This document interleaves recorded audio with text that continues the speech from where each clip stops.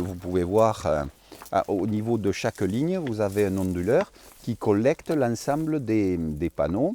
Et ces onduleurs sont ceux qui permettent de réunir l'ensemble de la production et de l'amener au poste qui ensuite l'envoie sur le transformateur pour avoir du courant alternatif, quoi. Je suis Jean-Claude Ponce, je suis le maire du village. Je suis maire depuis 3 mandats et j'étais adjoint au maire auparavant.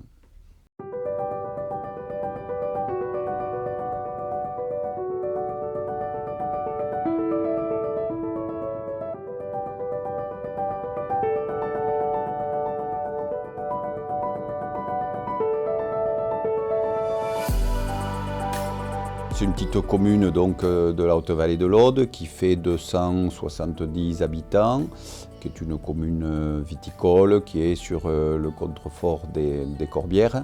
L'objectif, c'était d'une part de participer à l'effort au niveau des énergies renouvelables en produisant au moins la partie d'énergie électrique que l'on consommait. C'était aussi intéressant que le parc soit citoyen, c'est-à-dire financé par les citoyens, sinon du village, en tout cas de la région ici.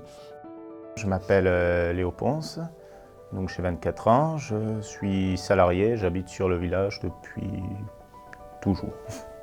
Ce qui me plaisait plutôt, on va dire, dans ce projet, c'était l'aspect, assez inédit déjà. C'était le premier parc photovoltaïque citoyen. Pour la première fois, on avait l'occasion de participer à une transition énergétique et en plus sur le village où j'habite, donc j'étais plutôt content. On a régulièrement des comptes rendus pour nous expliquer où en est la production du parc, où en est la santé économique, on va dire aussi du parc, parce que c'est aussi ça, il faut le voir comme une entreprise. On n'est pas abandonné. À partir du moment où on a mis des actions, on est aussi tenu au courant de comment évolue la situation. Et du coup, pour tout le système électronique, il y a des personnes qui viennent ou ça... Alors on a une société qui vient une fois par an et qui fait le contrôle du fonctionnement. Vous pouvez regarder, ce sont des pieux qui sont enfoncés dans le sol. C'est-à-dire qu'on n'a aucune trace de bétonisation, si vous voulez.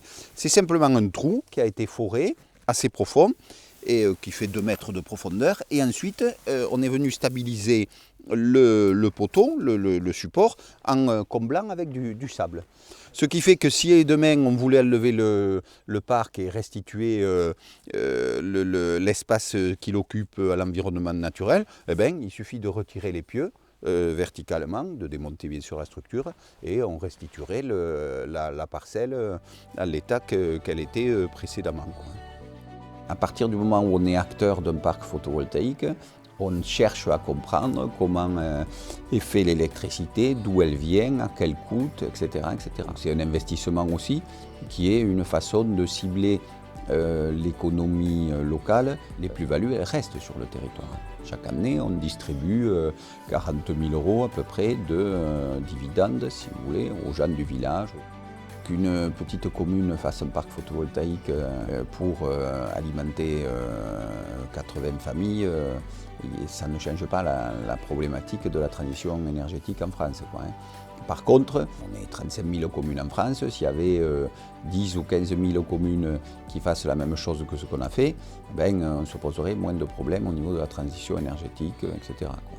Le parc a lancé une opération d'installation photovoltaïque sur tous les bâtiments communaux. Donc sur cette mairie, par exemple, on va installer dans le cadre de cette opération du parc naturel régional des panneaux photovoltaïques. Moi, ça me semble tout à fait dans les objectifs du parc, qui sont vraiment cette animation du territoire et ce souci qu'il y a d'avoir un développement qui soit équilibré et non traumatisant pour l'environnement.